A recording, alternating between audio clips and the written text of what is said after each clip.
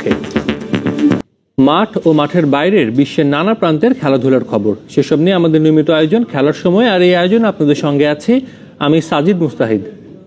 শুরুতেই Bangladesh premier league ক্রিকেটের খবর। আবারও হারল কুমিল্লা ভিক্টোরিয়ান্স। রিয়াদের খুলনা টাইটান্সের কাছে 13 রানে হেরেছে মাশরাফির দল। টসের ব্যাট করতে নামা খুলনা 144 রানের পুঁজি পায়, জবাবে 131 রানে থামে কুমিল্লার ইনিংস। 4 ম্যাচে 3 জয় নিয়ে পয়েন্ট টেবিলের শীর্ষে আছে খুলনা টাইটান্স। রাতের ম্যাচে অলক্ষিত নিয়ম, টস জিতে বোলিং নেয়া, ঠিক তাই করলেন কুমিল্লার অধিনায়ক মাশরাফি বিন মুর্তজা। শিশিরে বল করার কঠিন কাজটা আগে সেরে ফেলাই উদ্দেশ্য। ব্যাট হাতে মাশরাফির সিদ্ধান্তকে যখন ভুল প্রমাণ করছিলেন আন্দ্রে ফ্লেচার ও হাসানুজ্জামান, তখন ফ্লেচারকে ফিরিয়ে দেন মাশরাফি। এরপর 6 ওভার কোনো উইকেট না যাওয়াতে আবারও বল হাতে নেন ম্যাশ। এবারে মাশরাফির শিকার শুভাগত হোম। দারুণ ব্যাট করা হাসানুজ্জামানকেও পরের ওভারেই আউট করেন নড়াইল এক্সপ্রেস। 6টি 4-এর মারে ক্যারিয়ার সেরা 37 করেন হাসান। মাশরাফির শোয়ের পর শান্ত দেখান ঘূর্ণি জাদু। দেশের 2 পরিচিত নাম মাহমুদুল্লাহ ও অলোক কাপালিকে দ্রুত ফিরিয়ে দেন। শেষাংশ ফেরানোর দায়িত্ব নেন পাকিস্তানের সোহেল তানভীর। অদ্ভুতরে বোলিং অ্যাকশনে কুপার, মোশাররফ ও পুরানকে আউট করেন তিনি। কেউ বড় অঙ্ক না ছুলেও 144 রানের পুঁজি পায় রূপসা পাড়ের দল খুলনা। জবাবে ব্যাট করতে নেমে লিটন দাস শুরু করেন 2টি 4 মেরে। শুভাগতকে তুলে মারতে গিয়ে ফিরে যান প্রথম ওভারেই। ইমরুল কায়েসও তাই চমৎকার 2টি ছক্কা হাঁকিয়ে ফিরে যান 21 রান করে। এরপর বল হাতে জ্বলে ওঠেন শফিউল। দুর্দান্ত 2 ডেলিভারিতে বোল্ড করেন শান্ত ও স্যামুয়েলসকে। স্যামুয়েলস 30 রান করেন, তবে বল খরচ করেন 34। মাশরাফি বিন মুর্তজা নেমেও খুব একটা সুবিধা করতে পারেননি। কেভন কুপারের বলে আউট হন অধিনায়ক। তেমন কিছু না করতে পেরে ফিরে যান রশিদ ও সাইফুদ্দিনও। শেষ ওভারে দরকার ছিল 20 রান। এবার আর মাহমুদুল্লাহর ম্যাজিকের প্রয়োজন হয়নি। শফিউল 6 বলে দিয়েছেন মাত্র 6 রান। এই ম্যাচে আর শিশির তত্ত্ব খাটল না। মাশরাফির দলের ব্যর্থতার বৃত্ত যেন ভাঙতেই চাইছে না। রিয়াদ তুলে নিলেন 4 ম্যাচে 3য় জয়। রায়হান মাসুদ, সময় সংবাদ, ঢাকা। এর আগে দিনের প্রথম ম্যাচে সাব্বির রহমানের দুর্দান্ত সেঞ্চুরির পরও হার এড়াতে পারেনি রাজশাহী কিংস।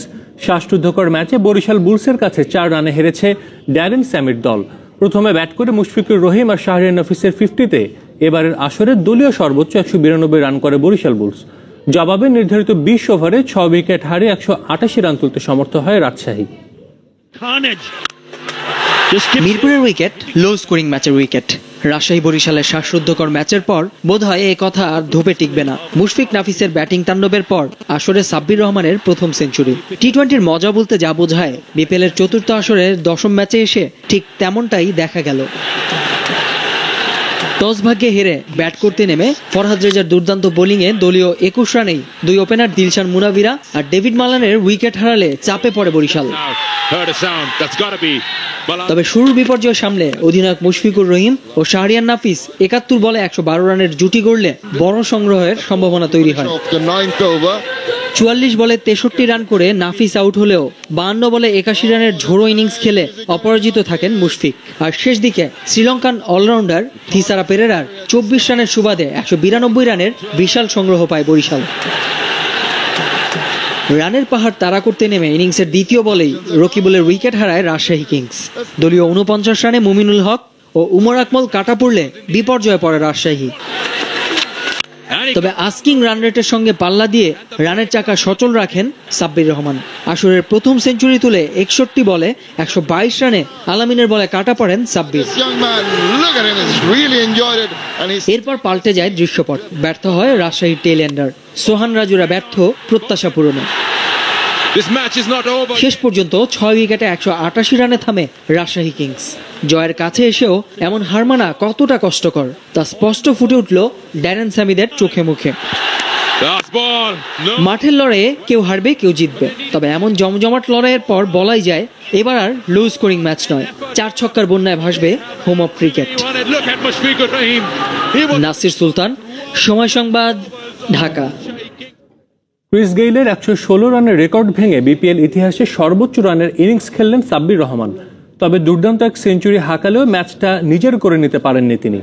এই আইকন ক্রিকেটারের 122 রানের নায়কোচিত ইনিংসের পরও বরিশাল বুলসের কাছে 4 রানে হেরেছে রাজশাহী কিংস।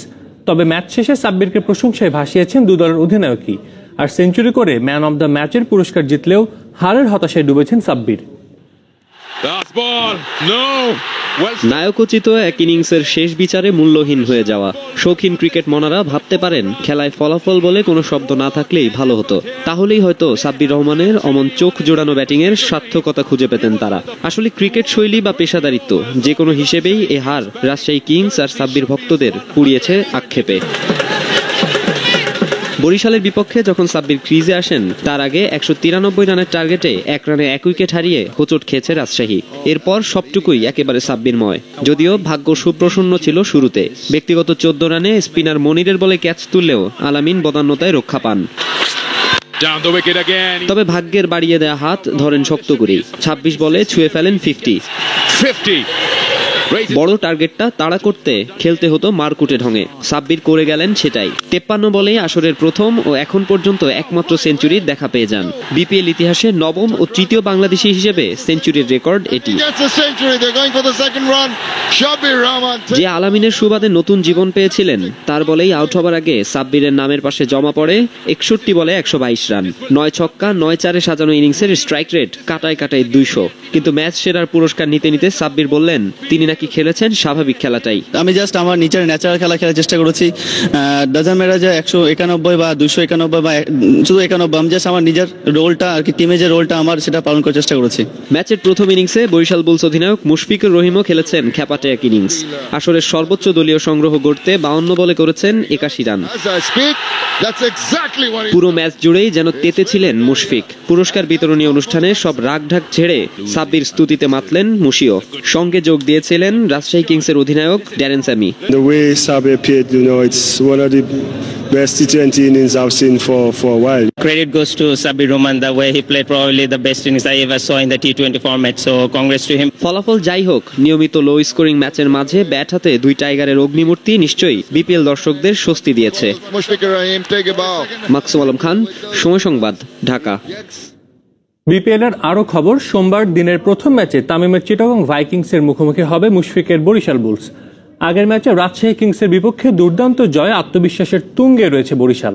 অন্যদিকে টানা 2 ম্যাচ হারে কিছুটা চাপে ভাইকিংস। তবে দলের সবাই নিজেদের সেরাটা দিতে পারলে বরিশালের বিপক্ষে জয় পাওয়াটা কঠিন হবে না, এমনটাই মনে করেন অলরাউন্ডার মোহাম্মদ নবী। দিনের দ্বিতীয় খেলায় সন্ধ্যা 7টায় ঢাকা ডায়নামাইটসের বিপক্ষে লড়বে কুমিল্লা ভিক্টোরিয়ান্স। কাগজে কলমে এবার আসরের অন্যতম শক্তিশালী দল চিটাগং ভাইকিংস। টপ অর্ডারের তামিম বিজয় স্মিথের সঙ্গে মিডল অর্ডারের শোয়েব মালিক, মোহাম্মদ নবী আর জহিরুল ইসলাম অমি। বোলিংয়ে বাংলাদেশের পেস সেন্সেশন তাসকিন কিংবা অভিজ্ঞ আব্দুর রাজ্জাক। সব মিলিয়ে এবারের চট্টগ্রাম দলটিকে ধরা হয়েছিল আসরের ব্ল্যাক হর্স হিসেবে। অথচ 3 ম্যাচে মাত্র 1 জয়ে রীতিমতো ধুঁকছে কর্ণফুলীর পাড়ের দলটি। আগের ম্যাচে খুলনা টাইটান্সকে মাত্র 127 রানে বেঁধে দিয়েও জয় পায়নি ভাইকিংস। তবে সেই ভুল থেকে শিক্ষা নিয়ে বরিশালের বিপক্ষে ঘুরে দাঁড়ানোর প্রত্যয় দলের আফগান রিক্রুট মোহাম্মদ নবীর কণ্ঠে। আগের ম্যাচটি আমাদের অবশ্যই জেতা উচিত ছিল, তবে এটা ক্রিকেট, এখানে এমনটা হতেই পারে। কি হয়েছে আমরা সেটা ভুলে যেতে চাই। দলের সবাই বরিশালের বিপক্ষের ম্যাচটি নিয়ে ভাবছে। আশা করি কালকের ম্যাচ দিয়েই আমরা আবার জয়ের ধারায় ফিরবো। বিপিএল এর চতুর্থ আসরের শুরু থেকে কাঠগড়ায় ঢাকার উইকেট। তবে ব্যাটসম্যানদের রান খরায় উইকেটের কোনো সমস্যা দেখেন না নবী। সঙ্গে খুব সহজেই এই উইকেটে 160 স্কোর করা সম্ভব বলেই মত তার।